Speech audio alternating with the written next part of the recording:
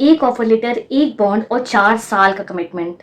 क्या ये इतना आसान है? तो अगर आप भी विप्रो विल्प या विप्रो सिम के थ्रू विप्रो ज्वाइन करने वाले हो या इन प्रोसेस हो तो ये वीडियो जरूर देखना। तो गाइस वेलकम बैक टू शुरू अनफिल्टर्ड, जहां मैं शेयर करती हूँ अपने real life experience without any filter. Guys मैं श्रुति हूँ, मैंने 2025 में विप्रो ज्वाइन किया था सिम प्रोग्राम के थ्रू एंड करेंटली मैं बिट्स पिलानी में सिम प्रोग्राम के through as a student enrol हूँ। बहुत सारे लोग स्पेशली जो भी फ्रेशर हैं जो सिम और विल्प में ज्वाइन कर रहे हैं उनके कुछ कॉमन से डाउट्स हैं। प्रोग्राम एक्चुअली काम कैसे करता है, मतलब आप वर्क भी कर रहे होते हो, आप एज अ स्टूडेंट पढ़ाई भी कर रहे होते हो, लेकिन ये पूरा स्ट्रक्चर है कैसा, मतलब इसे मैनेज कैसे करते हैं, एडमिशन कैसे होता है, एडमिशन के लिए क्या डॉक्यूमेंट्स रिक्वायर्ड होते हैं, क्लासेस और एग्जाम्स का क्या सीन है, क्लासेस कैसे चलते हैं, एग्जाम कैसे देना होता है ऑनलाइन या ऑफलाइन। आज की इस वीडियो में मैं सब कुछ कवर करने वाली हूँ। तो गाइस बहुत लोगों का क्वेश्चन होता है कि ऑफर लेटर रिसीव होने के कितने टाइम बाद हम इनरोल होते हैं। तो ऑफर लेटर रिसीव होने के कितने टाइम बाद आप इनरोल होते हो, इसका जवाब आपके ऑफर लेटर में क्लियरली मेंशन है। जी हाँ गाइस, आपका बीटेक में इनरोलमेंट आपके डेट ऑफ ज्वाइनिंग के विद इन 12 मंथ्स हो जाता है। ये ऑफर लेटर में क्लियरली मेंशन किया गया है। लाइक आप मेरा ही केस ले लो, मैंने विप्रो अक्टूबर 1 को ज्वाइन किया था and I receive the communication for admission process in April. रफली 6 महीने में मुझे भी एडमिशन के लिए मेल आ गया था। अब बात करते हैं एक्चुअल एडमिशन प्रोसेस की। तो सबसे पहले आपको अपने ऑफिशियल विप्रो आईडी से विल्प के एप्लीकेशन सेंटर पे रजिस्टर करना होता है।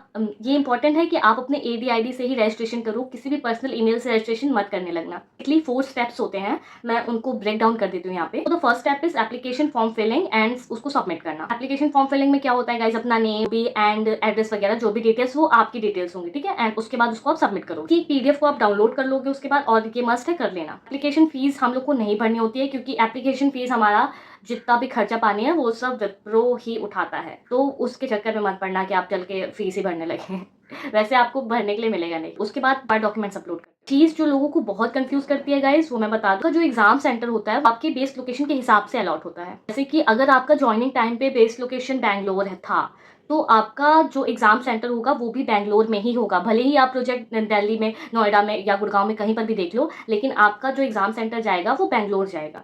तो उसको सबसे पहले तो मैं इधर अटैच कर दूंगी जो विप्रो के बेस लोकेशंस हैं साइड में।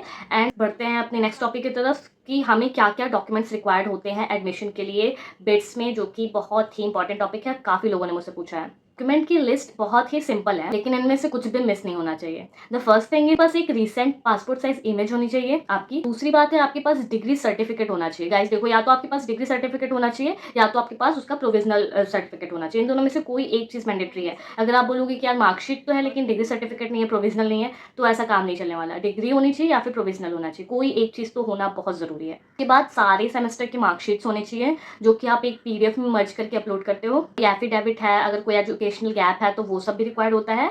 और साइंड और स्कैंड एप्लीकेशन फॉर्म भी आपको उसमें लास्ट में सबमिट करना होता है कि हाँ आपने एप्लीकेशन फॉर्म आपने भर दिया। सारे टर्म्स एंड कंडीशन सब कुछ खुद से ही अपलोड करना होता है। आपको कोई गाइडेंस नहीं मिलेगी, आपको सिर्फ और सिर्फ मेल आ जाएगा। उसके बाद आपको ये सारे स्टेप्स परफॉर्म करने होंगे। अगर कोई भी डॉक्यूमेंट मिस हो गया तो आपके एडमिशन में बहुत डिले होता है।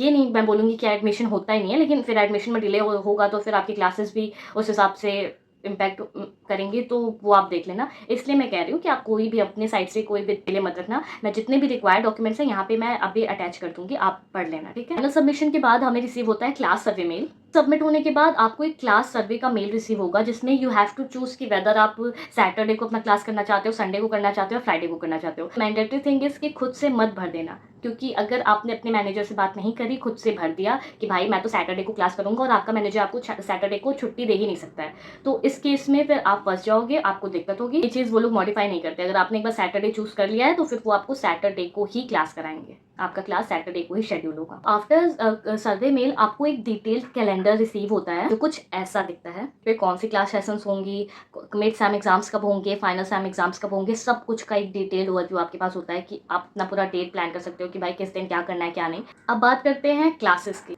तो क्लास का एक ही टाइम है गाइस, सुबह के 9 बजे से शाम के 6:30 बजे तक। हर क्लास में असाइनमेंट्स और क्विजेज होती हैं। सेमेस्टर में टोटल कितनी क्लासेस होती हैं, तो गाइस 60 to 65 क्लासेस होती हैं, जिसमें से 40 क्लासेस मैंडेटरी होती हैं। अगर आपका फाइनल सैम से पहले 40 क्लासेस नहीं कंप्लीट आपने करी है तो आपको वो एग्जाम देने से साफ मना कर देते हैं। इसमें कोई भी कंसेशन नहीं है गाइस। तो प्लीज़ 40 क्लासेस आप अटेंड कर लेना, उसके बाद आप सैटरडे को घूमने भी निकल जाओ, कोई इशू नहीं है। लेकिन मेक श्योर कि आपकी जो भी क्लासेस का रिक्वायरमेंट क्राइटेरिया है वो फुल है। दिस टू थिंग्स कि बहुत लोग कंफ्यूज होते हैं कि यार ओपन बुक एग्जाम होता है कि क्लोज बुक होता है, कोई कहता है ओपन बुक होता है, कोई कहता है क्लोज बुक होता है। तो इस बारे में भी बता देती हूँ मैं आपको कि मिड सैम एग्जाम जो आपका होता है गाइस, मतलब सबसे पहला एग्जाम आपका जो होगा वो मिड सैम होगा, वो होता है हमारा क्लोज बुक एग्जाम।